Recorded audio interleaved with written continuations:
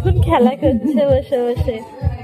ওর তো মেকআপ হবে না, তাও যেটুকু মেকআপ হবে এখন ডাকবে মেকআপ রুমে, মেকআপ করে তারপরে ও শুতে যাবে। এখন ওকে একটু রেস্ট দিয়েছে যাতে একটু ফ্রি হয়ে যায়।